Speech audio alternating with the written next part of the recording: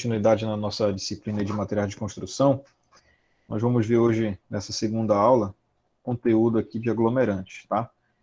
Então, praticamente, o assunto de hoje, ele complementa o da semana passada. A gente viu na semana passada aí o assunto de agregados, a gente estudou a questão da divisão dos agregados, né? Agregado miúdo, agregado graúdo, e a gente viu como principais exemplos aí, areia, representando esse subgrupo aí dos agregados miúdos. Nós vimos aí a brita e o seixo, representando esse subgrupo dos agregados graúdos, e também nós vimos aí o início desse estudo relacionado à argila expandida, né? Que, como eu falei semana passada, é um material que ele vem ganhando bastante espaço aí devido às suas pesquisas, né? Ainda não é tão comum a sua utilização, mas devido aos estudos que são feitos, né, alguns artigos, alguns estudos relacionados no meio acadêmico aí da argila expandida, vem se tornando cada vez mais um material utilizável. Quanto à sua eficiência, já está mais do que provado através desses estudos. O que falta mesmo é esse emprego desse material no nosso dia a dia para que ele se torne popular, assim como os demais agregados que eu falei ainda há pouco, né? Então, dentro aqui dos aglomerantes, eu fiz a seguinte divisão, falando, logicamente, da sua definição, classificação desses aglomerantes, quais as principais propriedades, os tipos, e aí já revelando, né, quais esses tipos, os principais aí, falando um pouco individual de cada um. Então, por exemplo, a cal, o gesso e cimento. E aí, enfatizando o principal dos aglomerantes, que é o cimento, a gente vai falar dos tipos de cimento, onde pode ser aplicado de que maneira, qual a maneira adequada para fazer essa estocagem do cimento, que foi algo até que a gente conversou semana passada. Alguns de vocês fizeram perguntas relacionadas a essa situação, né, de como estocar o cimento, como fazer com que ele dure mais tempo, já que a gente viu que mesmo que tenha um contato mínimo com umidade, com a água, o cimento ele pode vir a endurecer e já não ser mais utilizável, tá bom? Então, pessoal, a principal definição aí dos aglomerantes, né, a gente tem escutado muito falar essa palavra, né, aglomeração. Um ano e meio para cá foi o que mais a gente escutou essa palavra, né, para evitar essa aglomeração. Então, aglomeração seria aquela questão de união, né, de junção de alguma situação aí, no caso de pessoas, né, quando se trata do caso da pandemia. Aqui no nosso caso, esses aglomerantes eles vão fazer essa junção dos grãos, dos agregados que a gente estudou semana passada, ou seja, esse aglomerante ele vai estar juntando a areia, a brita, a água, né, e formando uma coisa só. E, como a gente pode ver aqui, os principais aglomerantes são esses aqui, ó, cimento, cal aérea, cal hidráulica e gesso, tá? Possivelmente vocês conheçam apenas como cal, né, e conheçam a cal apenas como relacionado à pintura. Alguém já deve ter visto aí alguma situação onde pintou um muro, pintou até mesmo a fachada da casa com cal, né, ou então pintou o meio-fio ali na calçada, ou então pintou um poste, uma árvore. Mas a cal a gente vai ver que ela tem outras funções, tá? E já no início a gente já percebe que ela é um elemento aí feminino, né? Seria a cal, tá? Então, o cimento, o gesso e a cal. Todos têm praticamente as mesmas propriedades, são bem parecidos aí, uma ou outra diferença que nós vamos ver no decorrer da apresentação. É lógico, né, que o principal aglomerante, o mais utilizado, mais eficiente, aquele que traz maior resistência é o cimento, tá? Mas tanto o cal quanto o gesso tem sua parcela de utilização aí dentro da construção civil, tá bom? Então aqui, olha, uma classificação que a gente pode fazer dos aglomerantes é através desse grupo aqui, que seria os hidráulicos simples, composto, misto e aéreo, né? A gente vai ver o que significa cada um desse aqui, mas essa divisão tem a ver de que maneira esse aglomerante ele adquire resistência e também de que maneira esse aglomerante ele pode estar realmente sendo útil para a construção civil, né? Então, só pelo nome você já consegue decifrar esse significado aí. Olha. Hidráulico, né, tem a ver com água, ou seja, qualquer aglomerante que seja do tipo hidráulico, ele só vai funcionar, ele só vai adquirir resistência em contato com a água. Os aglomerantes aéreos, basta ter contato com o ar, ele já começa a endurecer, já começa a ganhar resistência. E o misto são quando você mistura dois ou mais aglomerantes, tá? Então aqui, olha, hidráulico simples é apenas cimento, tá? Não tem outra mistura qualquer, é apenas o cimento puro mesmo. E aí um dos exemplos é esse CPC, olha, cimento Portland comum, tá? Então toda vez que você vai numa loja de material de construção e você vê uma embalagem, por exemplo, de cimento, você vai ver lá, cimento Portland, tá? Esse Portland não é a marca, não é o tipo de cimento, é o nome mesmo do cimento. O nome real do cimento é esse, cimento Portland. Nós conhecemos ele apenas como cimento, né? Esse Portland a gente vai ver mais lá na frente, que é uma homenagem ao local onde foi descoberto o que seria, o que hoje se tornaria o cimento propriamente dito, né? Era uma mistura também que era utilizada em construções muito antigas, mas que com o passar do tempo ficou batizado com esse nome bem aqui, tá? E aí o hidráulico composto são aglomerantes simples, só que aí, além de ter o aglomerante propriamente dito, puro, vai vir uma adição de outros materiais que a gente vai ver no decorrer da apresentação. Exemplos, pozolana, escória, tá? Então esse cimento aqui, por exemplo, o CPZ é o mais comum que a gente encontra. Se você for numa loja de materiais de construção, você vai encontrar esse cimento aqui, o pozolânico, tá certo? Esse nome pozolânico é porque ele tem uma substância, ele tem um componente que é a pozolana, que é inserido aqui nesse cimento, tá? Então, se a gente comparar esse primeiro cimento que eu te mostrei, o CPC, é o cimento mais simples que tem. Aí, esse CPZ aqui é esse simples mais a pozolana, tá? A exemplo do que seria o CPE, que é esse com escória. O que é escória? Escória é tudo que é todo aquele dejeto, aquele, entre aspas, lixo produzido na indústria siderúrgica, né, metais que você não vai utilizar, que não vai ter mais função nenhuma para a indústria siderúrgica, que é triturado, é transformado num pó e é misturado ao cimento, tá bom? É um tipo de cimento também. E aí o hidráulico misto é quando você mistura dois ou mais aglomerantes simples, tá? Por exemplo, cimento e cal. É muito utilizada essa mistura aqui, ó, principalmente para fazer reboco. Reboco aí da sua casa, do seu quarto, da sua sala, tá bom? Então essa mistura aqui de cimento e cal são os considerados aglomerantes mistos, tá bom? Bem, uma propriedade que você tem que saber relacionada aos aglomerantes, isso aqui são termos técnicos, tá, pessoal? Isso daqui vocês cada vez mais vão começar a se familiarizar com esses termos aqui, ó. Então, o que, que seria a pega dos aglomerantes, né? Cimento, cal e gesso. É definida como sendo o tempo de início do endurecimento. A pega se dá quando a pasta começa a perder a sua plasticidade. O que significa isso? Você fez uma mistura ali com cimento, areia e água, por exemplo, para fazer um reboco do seu quarto aí. E aí o que acontece? Depois que você começou a misturar o cimento com a areia e principalmente com a água, lembra o que acontece quando você insere água no cimento? O cimento ele vai começar a reagir, ele vai começar a hidratar e vai começar a endurecer, né? Quando ele endurece, o que acontece? Quando ele começa a endurecer, o que acontece? Ele vai começando a desidratar, ele vai perdendo aquela água. Quando ele vai perdendo aquela água, ele começa a endurecer. E aí chega um certo momento que você não consegue mais trabalhar com aquela massa que você fez, porque ela perde justamente isso daqui, ó, plasticidade. Então, essa plasticidade é aquela propriedade que mostra para você o quanto você consegue moldar e desmoldar uma certa massa de cimento. É só você imaginar o seguinte: lá quando você fazia pré-escola, na sua infância, aí, quando você era criança, você brincava com aquelas massinhas de modelar. Aquelas massinhas você conseguia, de repente, fazer algum objeto ali, e depois você enjoava, ia lá, tirava ele naquele formato, fazia outra coisa, né? E aí depois ia lá de novo, desmoldava, fazia um outro objeto para você brincar. Então, essa massinha de modelar, ela tem plasticidade, porque ela consegue se moldar de uma maneira, e depois, se você quiser, você desmolda e faz outra coisa.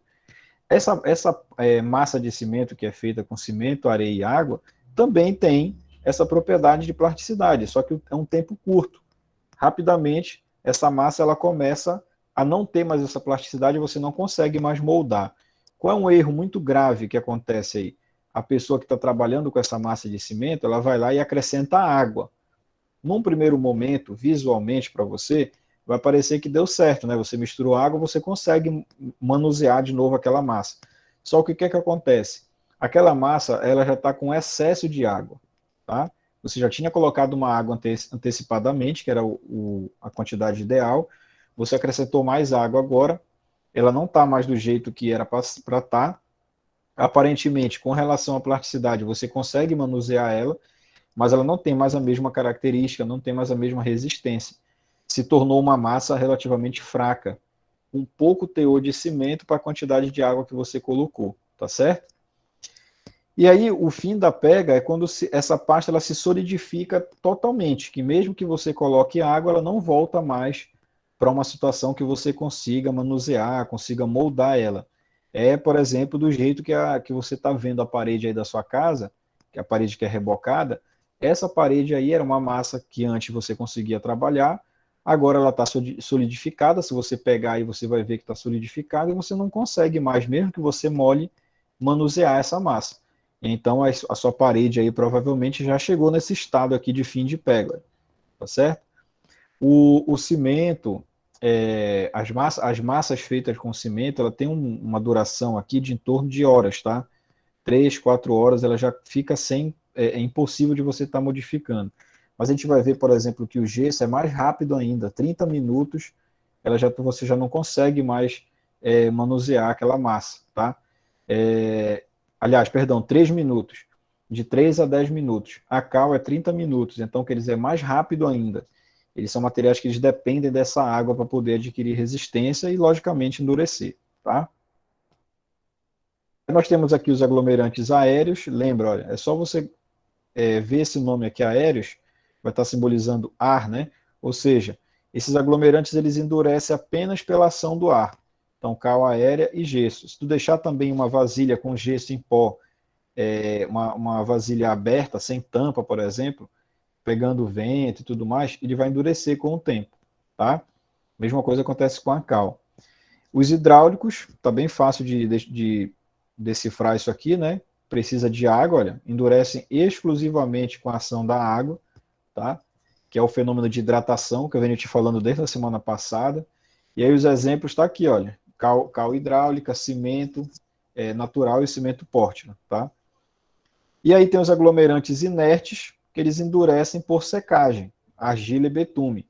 Se você já teve a seguinte experiência, de repente, de andar em cima de um solo aí que é de argila, que é feito de barro, logo depois que chove, né? Choveu muito, aí você precisa andar lá na rua da sua casa, então na rua de algum conhecido, e essa rua é de argila. E aí você vê que fica o solo ele fica pastoso, né? Você pisa, suja todo o teu sapato, gruda, é difícil de andar e tudo mais. Mas depois quando seca, quando vem o sol, tudinho, o vento, e seca aquele solo ali, ele se torna um solo bastante rígido, bastante duro, e em certos pontos quebradiço, né? Se você pegar, por exemplo, um torrão lá da argila e amassar com a tua mão, tu vai ver que ele se esfarela todinho, né? Então, esse tipo de aglomerante aqui, argila, que pode ser, como exemplo, um barro, ele é inerte, ele endurece por secagem. O betume é um dos materiais que é responsável pela produção do asfalto. Quando você vê uma rua sendo asfaltada, um dos componentes que está sendo utilizado é o betume, tá certo? E aqui tem a questão do rendimento, né? Isso aqui a gente vai ver futuramente com exercício, quando nós formos fazer nossas aulas práticas aí, a gente vai fazer alguns cálculos relacionados a isso daqui, mas não é nada difícil, é praticamente divisão, pode fazer à mão, até com a calculadora de um celular você consegue resolver. Isso aqui a gente não vai se prender muito agora, porque nós vamos ver nas aulas práticas relacionadas a aglomerantes, tá? E aí, continuando nossos tipos de aglomerante, né, nós temos aqui a cal e a cal hidratada. Então, a cal, por si só, ela já é um material que ela vai ter uma temperatura elevada, né? Desde o processo de fabricação dela, ela passa por várias temperaturas elevadas. E aí nós vamos ver que tem dois tipos de cal utilizada na construção civil. A cal hidratada, tá bom? Que ela tem o processo de formação dela envolve a queima da pedra calcária, então ela é originária do calcário, tá bom? E a principal aqui, desculpe, ainda falando um pouco da cal, né? a questão da hidratação, como é que ela é formada. Então, se tu for observar, isso daqui é uma fórmula química. O que está simbolizando aqui? O calcário aqui em contato com a água, olha, acrescentei água, né? Somei, coloquei água. O que é que vai acontecer? Ela vai se transformar nessa cal hidratada. Esse símbolo aqui é a cal hidratada, mais o calor. É aquilo que eu te falei semana passada. Se você pegar uma quantidade de cal em pó, colocar água e tentar misturar com a sua mão, você vai perceber uma leve ardência na ponta dos teus dedos, ou na sua mão em geral, né? Por quê? Porque essa cal ela libera calor. Então, é como se você estivesse colocando a sua mão próximo do fogo, assim, entre aspas, né? Você vai sentir aquela dormência na sua mão, aquele calor na sua mão. A mesma coisa acontece com o gesso, a mesma coisa acontece com o cimento. É uma característica, é uma propriedade desses aglomerantes, tá certo? Então, toda vez que você mistura com água, que você hidrata esse material, você hidrata o cimento, você hidrata a cal, você hidrata o gesso, você tem essa liberação de calor. O calor ele sai. E aí, quando ele sai, ele entra a primeira coisa que ele entra em contato, ele já transmite esse calor. No exemplo que eu dei, se você estiver misturando com a sua mão, o calor ele vai entrar em contato com a sua mão e você vai sentir aquela ardência nos seus dedos aí, tá certo? E também para quem já trabalhou com cal, se você já pintou alguma coisa com cal, se você ficar muito tempo misturando com as suas mãos, isso daí pode cortar, fazer pequenos microcortes na ponta do seu dedo aí, pelo fato dele ter nos seus grãos aqui da cal muitos materiais, muitos dos seus grãos eles são pontiagudos e afinados, né? Parecido com lâminas. Então às vezes corta a pontinha dos dedos aí. Para quem já trabalhou com cal, então conhece alguém que trabalha com cal, faça essa pergunta para essa pessoa aí. Geralmente a ponta do dedo fica toda ferida, né? Toda cortadinha aí, tá bom? E aqui um exemplo do cal em pó, né?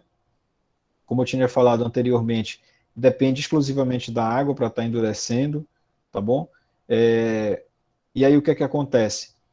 Tem aqui toda a composição química dela, não sei se tu já estudou química aí, mas seria interessante, de repente, entender, né, o que significa cada um desses aqui, não sei como é que foi o estudo de química de vocês, mas aqui, é mais para exemplificar que essa caula não é um material que você consegue pronto na natureza, ela é uma mistura, tá? Então tu vai ver que tem magnésio, tem cálcio, tem vários, tem alumina, tem óxido de ferro, são vários materiais que misturados eles se transformam na cal, tá certo? Não é um material que você encontra diretamente na natureza. Ele é um material que ele é produzido com vários tipos de componentes químicos aqui, como você está vendo, tá bom? Essa parte aqui eu vou passar, porque vai ser também que a gente vai ver nas aulas presenciais, tá? E aqui, com relação à utilização da cal, nessa imagem aqui já é uma imagem interessante, porque você percebe que essa cal está sendo misturada com outro aglomerante aqui, que eu acho que pela imagem fica fácil de tu perceber qual é, né? Está sendo misturado com o cimento aqui, ó, tá bom? Então percebe aqui que o operário está manuseando com luva, presta bem atenção nisso daí, né? Por tudo aquilo que eu falei ainda há pouco, que a cal pode provocar na sua mão.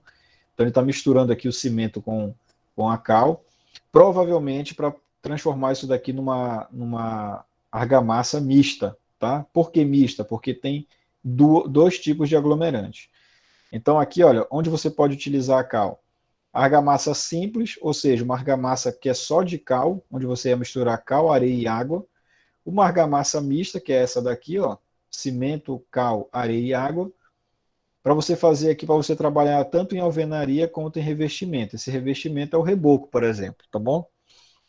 É utilizado também no preparo de tintas, tratamento de água, o pessoal lá do saneamento, dos cursos relacionados a saneamento, usa uma certa quantidade de cal para tratar as águas que vão ser utilizadas aí, e também correção de acidez do solo. Aí já é o pessoal lá de agropecuária, o pessoal que trabalha com agricultura, com agronomia, que utiliza a cal para esse fim, para corrigir o solo. Ele é misturado ao solo muito pelo fato de, na sua composição, ter todos aqueles materiais que eu te mostrei ainda há pouco, né?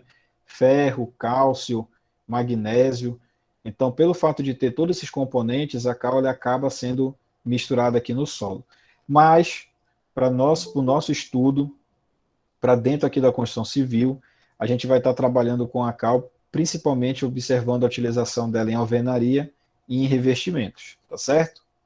Bem, com relação ao gesso, que a gente está mais acostumado a ver o gesso principalmente como forro, né? Forro de gesso aí nos tetos aí das casas e tudo mais, ambiente comercial que você frequenta, restaurante, lanchonete e tal, você sempre vê o forro de gesso ali, pelo fato de dar um acabamento mais elegante, né, um acabamento mais moderno também, mas esse mesmo gesso ele também pode ser empregado em outras situações dentro da construção civil. E aí, novamente, eu não quero que tu te prenda muito a essa fórmula química, que não precisa você decorar essa fórmula. É apenas que você perceba que quando parte desses componentes do gesso é misturado com água, ele também libera o calor, a exemplo do que eu falei do cimento semana passada e do que eu falei ainda há pouco com relação a cal, tá certo? É um material também que ele é produzido, né? Não é encontrado, melhor dizendo, diretamente pronto na natureza. Você precisa produzir com a mistura de vários componentes. E, novamente, é mais um aglomerante que é produzido sobre alta temperatura, olha, entre 150 a 250 graus Celsius, tá bom? E aí, uma das informações que o gesso tem que ser avaliado é com relação também a esse tempo de endurecimento, tá? Não sei se alguém já teve aqui a experiência negativa, né, de quebrar, por exemplo, um braço, uma perna, uma parte do corpo aí. Geralmente, o que é feito quando a pessoa quebra um braço, uma perna? É engessado, né? E aí, para quem já passou por isso, então já viu algum familiar, algum amigo passando por essa situação, percebe que rapidamente, quando o enfermeiro, lá, a pessoa que faz a colocação do gesso, percebe que é algo muito rápido, né, que endurece muito rápido. Daí o motivo de utilizarem o gesso, né? Precisa-se que aquele membro que foi quebrado ali, ele fique o paradinho ali em repouso o mais rápido possível. Então, a utilização desse gesso, pelo fato dele endurecer rapidamente, é um dos motivos. E aí você percebe aqui nesse slide que ele fala sobre isso. Ó. O processo de pega, que você já sabe o que é, do gesso, inicia com 2 a 3 minutos após a sua mistura, olha só, muito rápido. Então, você começou a misturar agora, nesse exato momento, gesso e água. Daqui a 2 a 3 minutos ele já vai começar a endurecer. Já vai ficar mais difícil de você manusear aquela mistura que você fez. Né? E daqui a 15, 20 minutos no máximo, ele já está completamente endurecido. Não tem mais o que fazer. Mesmo que você acrescente água, ele não volta mais para ter aquela aparência pastosa, né, de você conseguir misturar e moldar de novo. Então, é por isso que a utilização desse gesso ela tem que ser muito rápida mesmo. Evitar fazer em grandes quantidades, por exemplo. Então, se você vai fazer alguma situação aí com gesso, você tem que evitar colocar ele em grande quantidade, porque rapidamente você não vai mais poder utilizá-lo. E aí isso pode gerar um desperdício, tá bom? Mais uma vez, esse processo de mistura com água, ele é um processo de liberação de calor, volto a repetir isso daí, processo exotérmico, né? Exo, saída. Térmico, calor, né? Temperatura alta. Então, exotérmico seria essa saída de calor. E aí o processo de ganho de resistência do gesso, ele pode durar semanas, mesmo ele endurecendo agora, ele ainda vai continuar aumentando a sua resistência, tá? Porque muita gente pensa o seguinte, eu misturei um pouco de gesso com água, 15 minutos depois aquela mistura está completamente enrijecida, já está muito dura, não consigo mais, mesmo que eu misture água, não consigo mais que ela volte para aquela consistência pastosa. Então pronto, ela já adquiriu a resistência dela. Não é bem assim, ela já adquiriu uma resistência, mas ao decorrer das próximas semanas aí, ela vai continuar aumentando essa resistência. O pico de aumento de resistência é naquele dia que você fez a mistura. Depois, com o passar dos dias, ele continua aumentando a resistência, mas em valores menores. Aí. Quase você não percebe esse ganho, porque são valores muito pequenos. Mas ainda assim, aumenta. Tá? Bem, falando do nosso mais tradicional aglomerante, né? O cimento. Eu coloquei vários slides aqui contando essa história do cimento, né? Que não vou muito me atentar a explicar detalhe por detalhe dessa história, mas seria interessante que você lesse. É importante você ter esse conhecimento, né? Você como técnico de edificações, também pessoal que trabalha com engenharia, com arquitetura, é importante saber de onde originou esse material que é, sem dúvida, o mais utilizado dentro da construção civil. Então, falando um breve resumo aqui, como eu tinha te falado ainda há pouco, né? Popularmente é conhecido apenas como cimento, mas o nome tradicional, o nome oficial desse material é cimento Portland, tá? Porque ele foi descoberto, ele foi assemelhado a algumas rochas que eram utilizadas dentro de construções há muito tempo atrás, século XIX, numa ilha britânica, né, uma ilha que pertence ao governo britânico, chamada Portland. Então, por isso esse nome, cimento Portland, em homenagem à cidade onde ele foi descoberto, vamos dizer assim, tá? E aqui tem todo um histórico que eu vou passar para vocês aqui, falando desde 4.500 anos atrás, aí, desde a época, na época do Egito, época da Grécia Antiga, da Roma Antiga, tá? Que você vai fazer uma leitura aí para você ir entendendo. Até os dias um pouco mais atuais, né? Principalmente aqui uma alusão aqui ao francês Louis Vicard, tá? Esse rapazinho aqui da direita, que ele teve uma contribuição muito grande utilizando o cimento. Inclusive, tem ensaios que você faz no laboratório para entender um pouco melhor os materiais, como argila, como cimento, como o gesso, que levam o nome dele. Então, nós temos inclusive no laboratório aqui do IFPA um equipamento que ele é conhecido como aparelho de Vicard, tá? Nós temos esse equipamento, que foi o equipamento que ele desenvolveu para poder entender um pouco melhor esses materiais. Então, tanto o John Smeaton como o Luiz Vicari tiveram uma contribuição muito grande dentro da engenharia civil. Então, vale a pena dar uma lida aí, tá? E aqui vem toda uma história, falando um pouco de Brasil aqui, olha.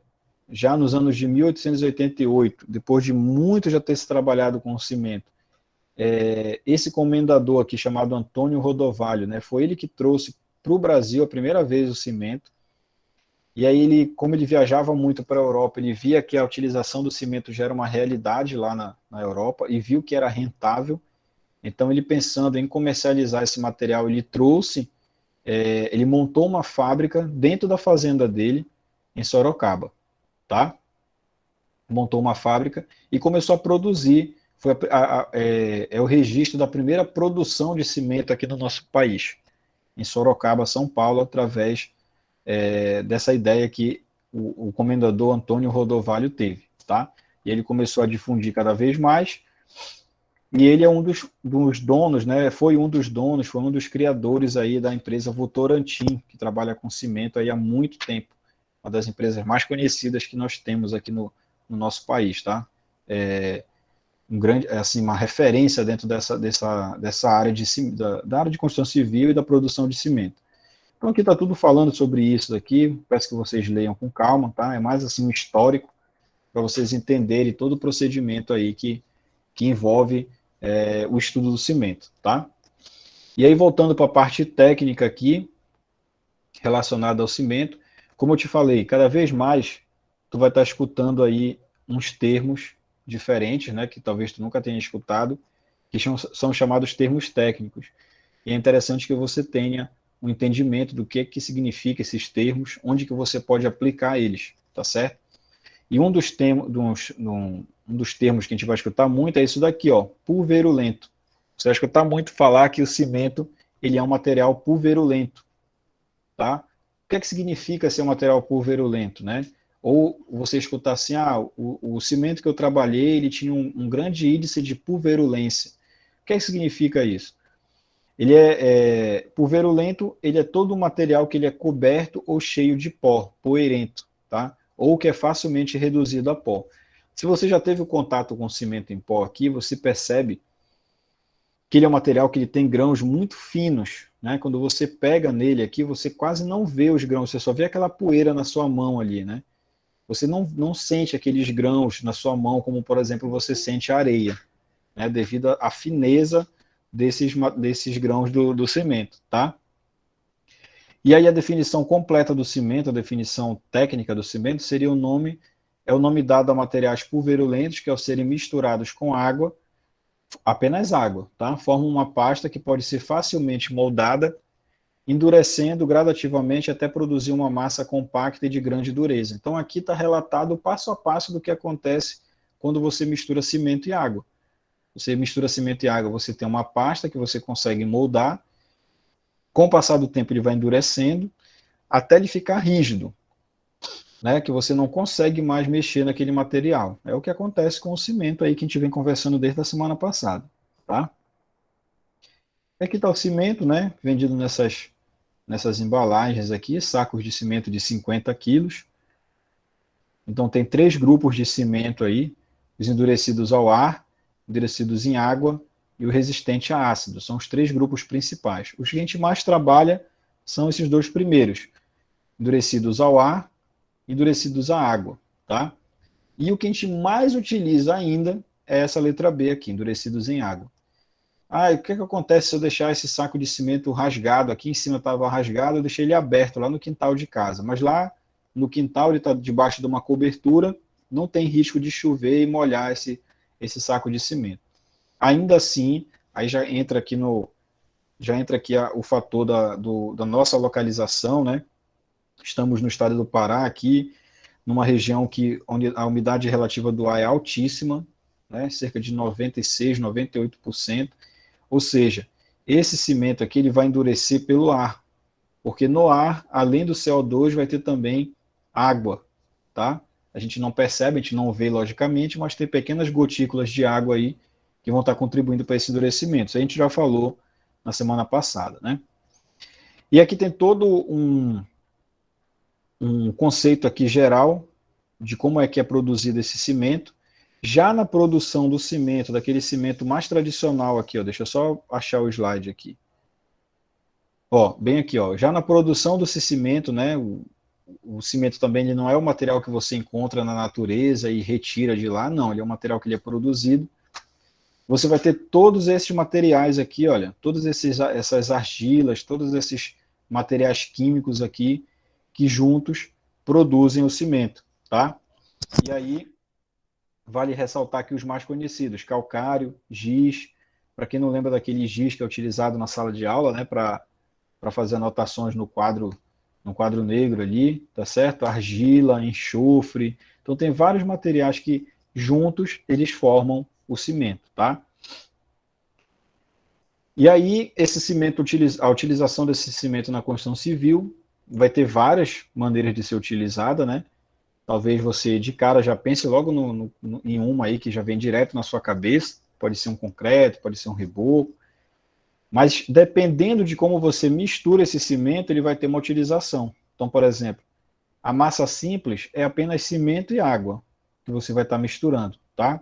Então não tem outro componente diferente. É você abrir o saco de cimento, misturar com água e utilizar. É a massa simples. A argamassa de construção, você percebe que já é o cimento, a água e entra quem aqui? Um agregado miúdo, olha, areia fina, tá bom? Concreto é o cimento, a água, a areia fina e também o cascalho. Esse cascalho aqui é um termo técnico que significa aqui, na verdade, um grupo, né? Qual é esse grupo? É o agregado graúdo. Então, aqui para me produzir esse concreto, além do cimento, da água e da areia, eu tenho que acrescentar aqui ou a brita, ou o seixo, ou em algumas localidades, como a nossa aqui, pode utilizar o quebradinho, né? Que é um material também, que ele é bem parecido com o seixo, mas ele tem uma certa quantidade de areia grossa misturada aí, tá bom? E por último, o concreto reforçado ou concreto armado, é aquele que vai possuir vergalhões, vai possuir peças de aço na sua composição, né? Muito utilizado para fazer laje, para fazer vigas, pilares, né? Esses pilares muito conhecidos popularmente como colunas, né? Então, possivelmente você já deve ter escutado alguém falar, vou precisar construir 2 colunas aqui, porque eu vou fazer uma laje aqui em cima aqui em cima da minha casa aqui para aumentar a minha casa para cima aí. Então vou precisar fazer algumas colunas. Essas colunas são os pilares. E esses pilares, além do concreto tradicional, ele precisa também ser reforçado com essa armadura metálica, tá bom? Ou com esses aços aí, ok? Bem, e aí para produzir esse cimento, como a gente falou ainda há pouco, né, você não encontra ele diretamente na natureza, ele tem todo um procedimento, tá? Um dos componentes desse cimento, que a gente conhece aí popularmente, é o clinker, tá? É esse material aqui chamado clinker. E tá aqui uma fotinho dele, né? São esses caroços aqui, nessas pedrinhas aqui, que tem como composição principal aí o calcário e a argila, tá? Argila, para quem não está se ligando ao nome, seria aquele tipo de barro, né? Parecido com o barro, tá certo? Só um minutinho, pessoal, deixa eu só colocar o carregador aqui. E aí o clinker, ele é uma produção, né? Que também vai estar sendo condicionada a alta temperatura e tudo mais, a exemplo do que é a produção do cimento que eu te falei, tá ok? Só um minutinho. E aí ele vai ser levado aí a altos fornos, né? Forno com temperatura muito alta para sendo produzido, e aí depois que você produz esse clinker, que ele fica com essa aparência aí que tá aparecendo aqui nessa imagem, né? Essas pedrinhas aí, ele vai ser moído. Então ele vai para alguns maquinários que vão estar moendo isso daqui e transformando ele em pó, tá certo? E aí depois que ele se transforma em pó, esse material que você está vendo aqui, ele é transformado em pó, fica muito fino, ele é misturado com a última composição do cimento, que é quem? O gesso. Então ele mistura com o gesso, esse gesso tradicional que a gente conhece, e depois que você mistura o clinker com o gesso, aí você obtém o cimento tradicional, aí como você conhece, tá bom? E aí, pessoal, não falando de marcas, tá? Não, não atentem para marcas. Como, por exemplo, eu conheço o cimento da marca tal, conheço o cimento daquela outra marca. Não se atentem para marcas. Aqui a gente está falando sobre tipos de cimento. Nós temos no mercado 11 tipos. Então, estão todos aqui, ó. Lembra das siglas que eu falei ainda há pouco para vocês, né? Então, por exemplo, o CP1 é o cimento Portland comum, é esse que eu acabei de falar. É aquele que foi misturado clinker com gesso. Esse cimento aqui, o mais simples que tem, o mais básico, né?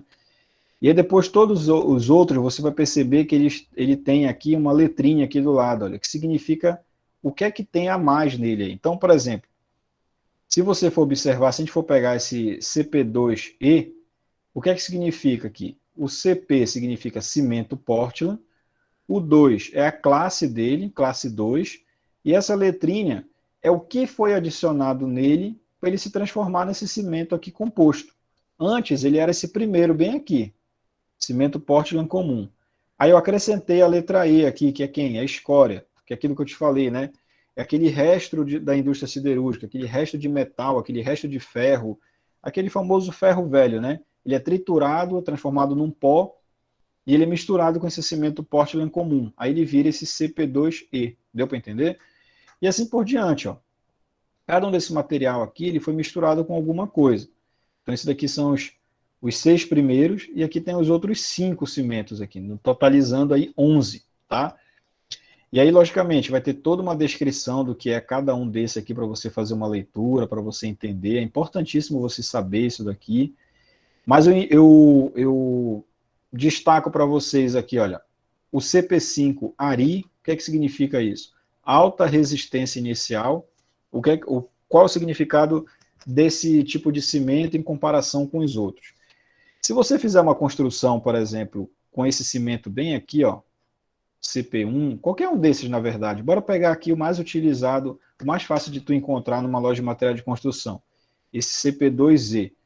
Faz um teste aí, quando tu for numa loja de material de construção, veja lá na loja qual o cimento você encontra. Provavelmente você vai encontrar esse bem aqui, ó, CP2Z, é o mais comum de ser utilizado, tá? A gente vai já ver por que ele é muito comum. Que ele tem essa adição aqui de pozolana, que é um material oriundo de rochas, bem parecido com uma bagana de algo que foi queimado, entendeu? É um pó muito fino. Então é essa pozolana aqui. Se eu fizer, por exemplo, um pilar, com esse cimento aqui, fiz um concreto com esse cimento, concretei hoje. Esse pilar só vai estar pronto para ser utilizado mais ou menos daqui a 15, 20 dias. Se eu fizer esse mesmo pilar com esse cimento aqui, olha, daqui a 4, 5 dias esse pilar já está pronto para ser utilizado. Percebeu a diferença aí?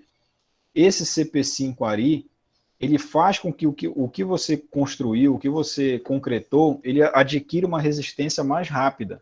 É um cimento muito poderoso, onde essa questão da resistência é adquirida de maneira muito, quase que instantânea, muito rápida. Lógico, né? Tudo tem um preço. Então você já deve ter entendido aí que esse cimento aqui, olha, ele é muito mais caro que os demais, porque ele te proporciona isso, né? Às vezes, onde que esse cimento ele é muito utilizado? Ele é muito utilizado nessas construções maiores. O cara está construindo, por exemplo, aí um edifício aí de 30 andares, por exemplo. E ele está com essa obra dele atrasada. Então ele não pode concretar uma laje, esperar ali 20, 30 dias para ela ficar completamente endurecida, com o estado de pega já concluído, para eu fazer o outro andar. Não tenho todo esse tempo para esperar. E aí o que, é que a construtora faz? Ela utiliza esse cimento bem aqui, ó. Porque aí rapidamente aquela laje já vai estar liberada para que eu faça a próxima de cima e assim por diante, entendeu? E além desse, eu queria destacar esse CPB, olha, cimento Portland branco. Isso aqui está presente no nosso dia a dia direto, aí, direto. Possivelmente aí onde você está na sua casa aí, deva ter esse cimento. Qual é esse cimento aqui? Ele é popularmente conhecido como rejunte, tá? É aquele material que ele está colocado aí entre uma peça de cerâmica e outra. Se tu olhar para o chão da tua casa aí, se o chão da tua casa tiver um revestimento cerâmico, uma lajota, né? Tu vai ver que entre uma lajota e outra tem um material aplicado aí. É esse cimento Portland branco, que é o mesmo rejunte, tá? Qual é a função desse rejunte aí? É vedar esse ambiente. Além de dar um acabamento melhor, né? De dar um acabamento mais bonito aí, mais sofisticado a quem vê, né? Ele também vai estar vedando, vai estar impedindo a passagem de água quando você lava, quando você passa um pano aí nesse teu lajota aí para baixo dele e fazendo com que essa água se acumule por baixo dele, né? Entre outras coisas, tá? Então, esse cimento Portland branco seria como exemplo aí o rejunte, tá? E aqui tem toda, o que eu acabei de falar, né? Toda a descrição aqui através de imagem, né? O que é que significa cada sigla dessa aqui, cada número, cada letra dessa aí, relacionado ao tipo de cimento, tá bom? Então aqui nós temos aqui, olha, como eu tinha te falado, CP, cimento Portland. Quando tu observa que tem essa classe aqui, olha, a partir do número 2 significa que é um material que ele é composto, ou seja, ele não é um cimento puro, ele tem a presença de um outro material. Esse caso aqui é o Z, né, pozolana. E esse 32 aqui indica a resistência dele. Quanto que ele vai resistir? 32 MPa, 32 megapascal aos 28 dias de utilização, tá? E aqui tem todos os componentes, ó. E aí, olha, para enfatizar aquilo que eu falei naquela hora, olha só que interessante. Esse cimento bem aqui, o CP2Z32, depois de 28 dias que tu usou ele, quase um mês, né? 28 dias. Tu usou ele hoje, daqui a 28 dias, o máximo que ele vai adquirir de resistência é esses 32 MPa. Por isso esse número aqui, ó, 32, 32. Olha só aqui o Ari, olha.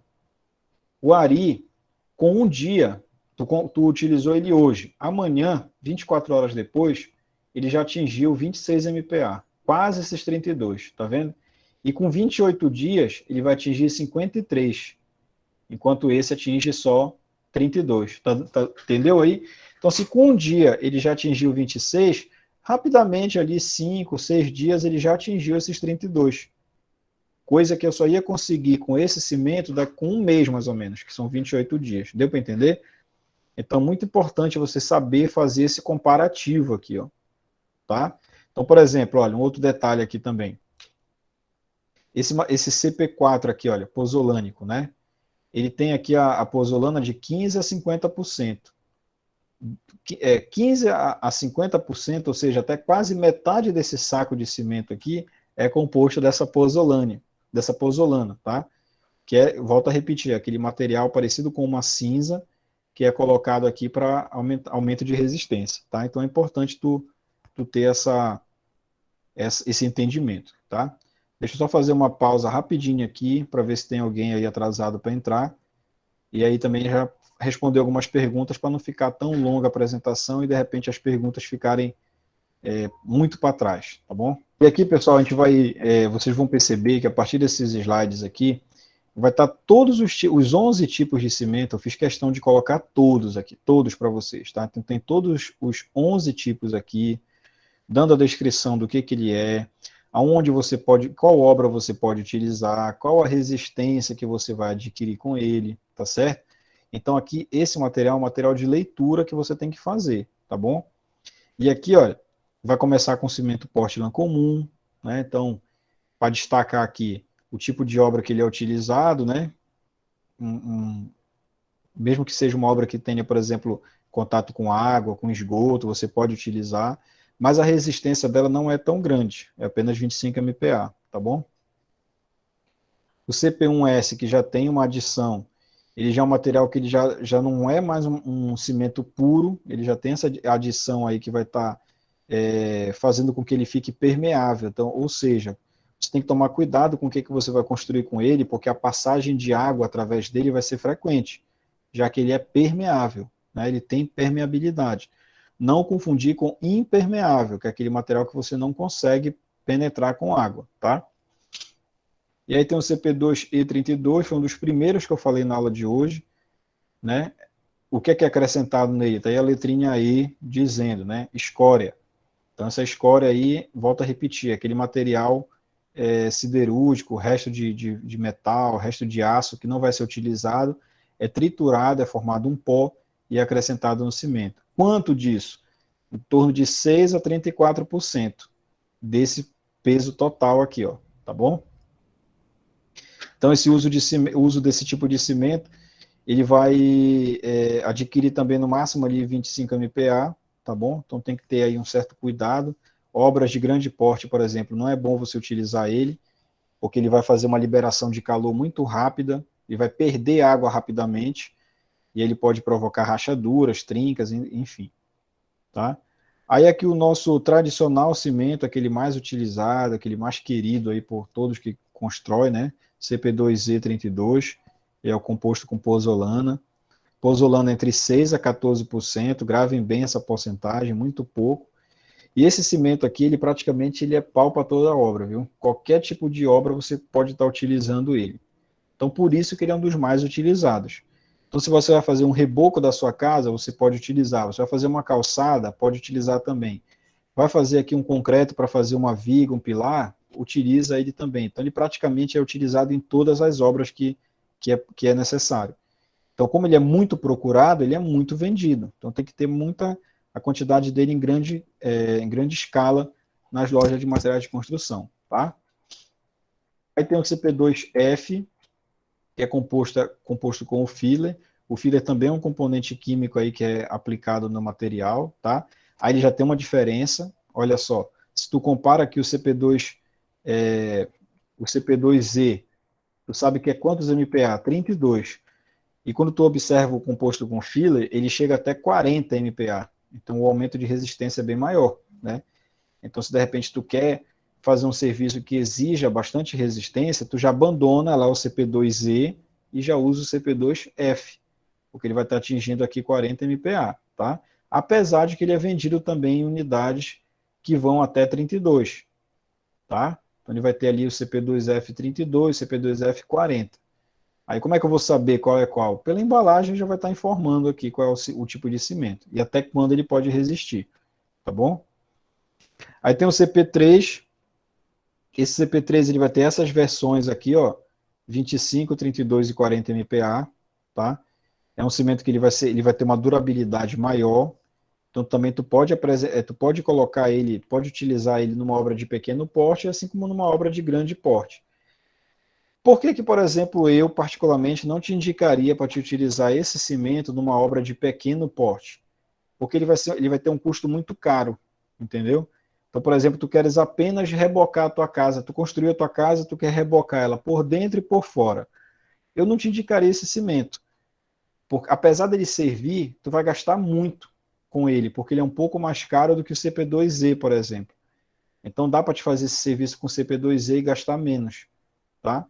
Mas ambos servem para esse tipo de obra aí. Aí tem o CP4, que ele já vai ser resistente a altas temperaturas. Então, por exemplo, para quem já viu aqueles fornos a lenha, né, em pizzaria, por exemplo, tem aquele forno que ele é tipo oval ali. Ele é muito exposto a alta temperatura. Então, quando você faz um forno como aquele, você pode estar utilizando esse cimento. Quando você faz, por exemplo, uma churrasqueira, né? Você pode utilizar esse cimento também. Então, ele é próprio para resistir a altas temperaturas, tá? Aí aqui tem o Ari, que a gente conversou ainda há pouco, né? Resistência inicial altíssima aí. Um dia você já adquire aí 26 MPa, muito alta a resistência dele, chega até 56, né? Como a gente viu em slides anteriores, tá bom? E aqui tem os outros tipos de cimento, que também tem a descrição, que vou precisar que você leia. E aí qualquer dúvida, qualquer termo técnico que você não entendeu, você tem que me procurar, você não pode deixar para depois, tá? Senão isso daí vai prejudicar o teu entendimento. E aí quando você fizer essa leitura, você me fala. E aqui tem os últimos cimentos aqui, vale destacar o CPB, né? Cimento Portland branco, que a gente conversou ainda há pouco, olha. Só a característica mais marcante é a cor. Ele é utilizado como rejunte. Então, tu vai lá numa loja de material de construção, tu encontra lá uma infinidade de cores para esse cimento aí, porque além da sua composição normal, é aplicado também um corante. Então, você encontra lá verde, azul, amarelo, vermelho, a cor que você quiser lá para colocar na sua cerâmica ali, no espaçamento entre uma cerâmica e outra, você encontra, tá bom? Tem muitas cores aí, muitas variações aí. E aqui, pessoal, esse gráfico, olha, já comecem a se familiarizar com gráficos, viu? Cada vez mais você tem que pegar um gráfico como esse, que no início pode parecer confuso, mas você já tem que ver ele e já entender. O que é que significa esse gráfico aqui? Olha? Vamos pegar dois exemplos aqui. Esse primeiro cimento bem aqui, olha, esse que está aqui mais em cima, olha, o CP4, ele faz referência ao Ari, né? Então, o que é que nós temos aqui? Aqui no eixo X, aqui, nós temos as idades em dias, e aqui no eixo Y nós temos a resistência à compressão. Então tu percebe que se a gente for pegar esse daqui isoladamente, ó, esse que está mais aqui em cima, CP5, perdão, esse que está mais aqui em cima, tu vai perceber, olha, que aqui do zero, o que significa esse dia zero? É o dia que tu concretou. Então, por exemplo, tu fez um concreto hoje é o dia zero. Amanhã, por volta das 3 horas da tarde, completa 24 horas, já é o dia 1. Tu percebe que entre o dia 0 e o dia 1, ele já adquiriu uma resistência aqui, olha, já está mais do que 20 MPa, porque o 20 está bem aqui e a pontinha dele está aqui em cima, ó. Então, bora considerar que aqui em cima seja 22 MPa, por exemplo, em menos de um dia, né? Aí tu observa que lá no final, olha, nos 28 dias, ele já está atingindo ali, olha, mais do que 50 MPa. É disparado aquele que mais cresce, tá? E observa aqui, olha, bora pegar como exemplo aqui os outros cimentos aqui, olha. Com 7 dias, todos eles com 7 dias, o máximo que tu conseguiu aqui com 7 dias foi um pouquinho a mais do que 30 MPa. Olha, se tu cruzar essas informações, esse 7 aqui, ó, e tu cruzar para cá, tu vai ver que o CP1S aqui, olha, foi o que mais atingiu, um pouquinho mais do que 30. E nos mesmos 7 dias, o CP5 ele já está ali passando 40 MPa. Então tu percebe que a evolução dele no ganho de resistência é acelerada. É um negócio assim bem absurdo mesmo, tá? E aí depois ele vai e termina aqui sempre na frente, tá? E se tu for perceber, depois dos 7 dias, os outros cimentos eles continuam crescendo a sua resistência, mas tu percebe que não tem mais aquele pico que teve aqui, ó. Aqui tu percebe um crescimento muito grande, dos 3 até os 7, cresce muito rápido a resistência, olha. Depois ele continua crescendo, mas não tem mais aqueles picos, né? Ele já vai crescendo mais devagar, mais de maneira sinuosa aí, tá bom? Então esse é o entendimento do gráfico, é você entender que com o passar dos dias ocorre esse aumento de resistência, um em cimento de maneira mais rápida, né, mais acelerada, outro de maneira mais tranquila, mais amena. Então esse que é o entendimento que você tem que ter, tá bom? E aqui tem um quadro legal também, já vou logo avisando, esse quadro, você não precisa decorar esse quadro, viu? Saber todo esse quadro aqui, porque ele é grande, ó. Tá vendo? São 3 aí, telas aí com esse quadro. Aqui esse quadro é bem legal, que serve para te consultar. Se tu tiver com dúvida, tu vai lá e consulta, tá bom? Então tu vai observar o seguinte, olha. Esse quadro aqui, ele te diz qual aplicação, onde tu vai utilizar ele, fazer um concreto simples, por exemplo, tá bem aqui, ó. Qual o cimento que eu posso utilizar para fazer esse concreto simples? Ele me dá aqui as opções. Então, professor, posso usar qualquer um desses? Pode, qualquer um desses, tá? Qual vai ser seu critério agora de escolha, já que todos podem ser utilizados? O critério vai ser o preço, tá bom? Isso aí é lógico. Eu quero fazer um concreto simples para colocar numa calçada, por exemplo. Aí, quais são os cimentos que eu posso utilizar sem ter dor de cabeça? O cimento comum, aí tem esses dois, o composto tem esses três tipos, o de alto forno, pozolânico, beleza. Aí eu fui numa loja de material de construção e eu vi que esse cimento CP1 aqui, ele tá, por exemplo, R$ 30 o saco de 50 quilos. E esse pozolânico aqui, que é o CP4, ele tá R$ 60 o saco de 50 quilos. Eu vou, logicamente, comprar o mais barato, por questão de economia, tá? Sem me preocupar de que, eu tô levando o mais barato, tô levando qualquer cimento, um cimento de péssima qualidade. Não, todos fazem o mesmo serviço. E aí o teu critério vai ser escolher um de menor valor para não gastar muito, lógico, tá bom? Então aqui tem todas as aplicações. Percebe bem aqui, olha, argamassa de rejuntamento, azulejo e ladrilho, aquele rejunte que eu falei ainda há pouco, né? Tu quer colocar aquela massa que fica entre uma cerâmica e outra, só dá para utilizar o rejunte. Ó, olha qual é o material que ele está indicando, só o cimento branco, que é o CPB, que é o rejunte.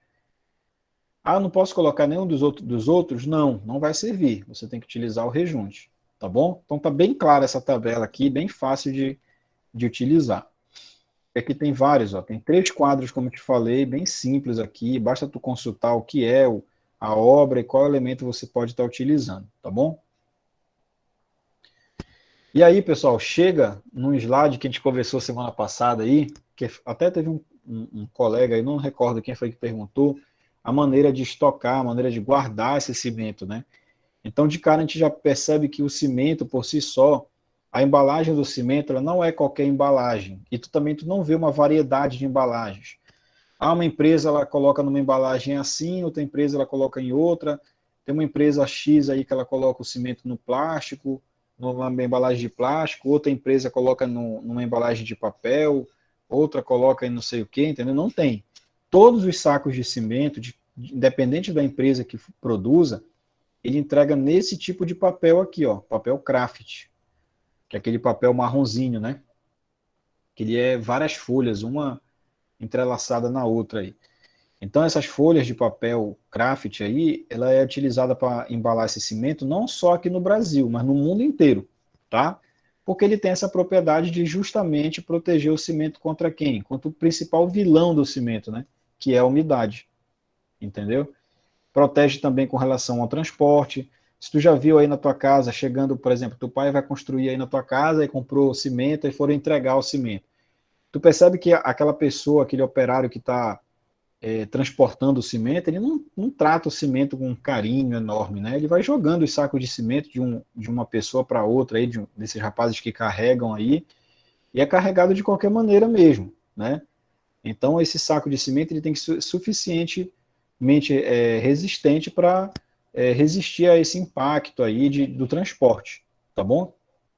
E também o custo desse papel ele é muito pequeno, né? É muito fácil de obter esse papel porque ele é um papel reciclável. Então, não encarece, por exemplo, o produtor do cimento, ele não vai gastar uma grana enorme para produzir esse papel.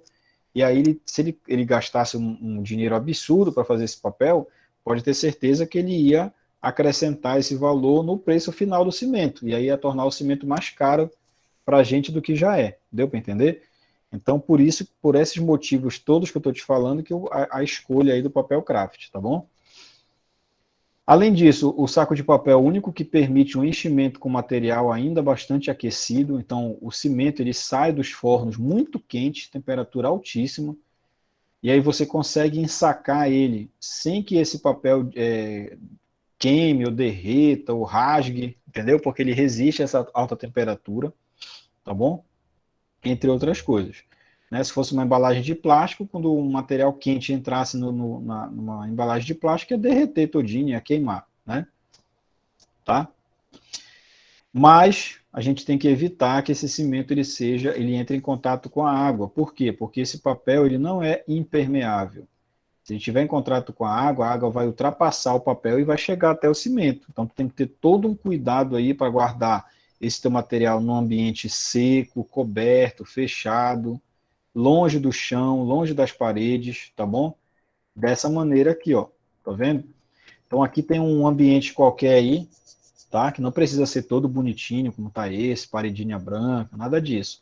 Isso aqui é só para te mostrar aqui, olha. O saco de cimento ele está empilhado aqui de maneira intercalada, não está certinho um saco de cimento em cima de outro. Percebe que aqui na primeira pilha de cimento ele está nesse sentido aqui, os da pilha de cima já estão no outro sentido contrário, e aí as outras assim também, e assim por diante, né? Então eles vão intercalando em sentidos diferentes. Eles estão a uma certa altura do chão, aproximadamente ali 20 centímetros do chão, para evitar essa umidade do piso entre aqui no saco de cimento.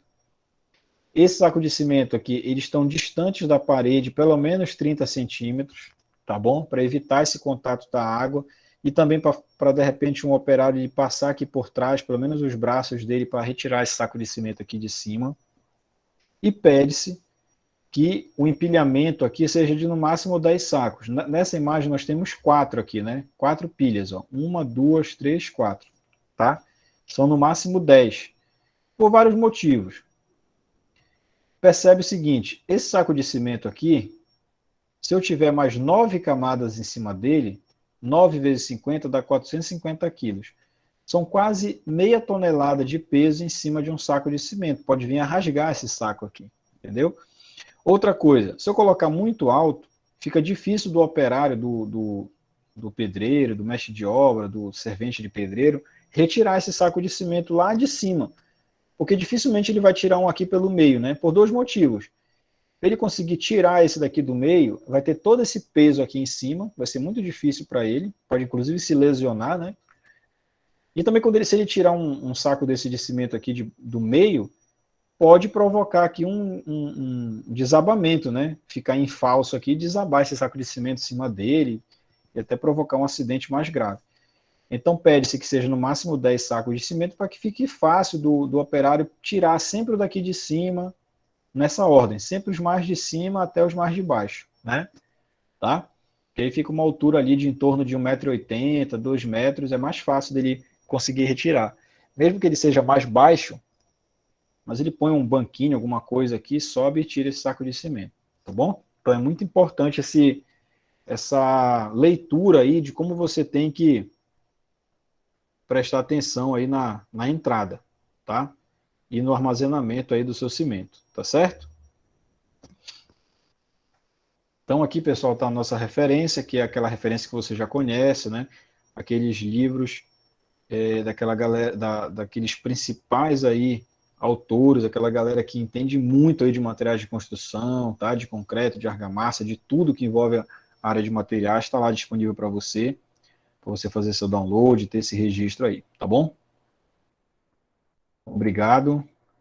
Agora eu fico no aguardo das dúvidas, para a gente bater aquele papo, igual foi semana passada, que foi muito legal aí, várias pessoas tiraram dúvida, para que vocês tenham um entendimento aí o mais amplo possível desse conteúdo aí de aglomerantes. Tá legal, pessoal? Valeu.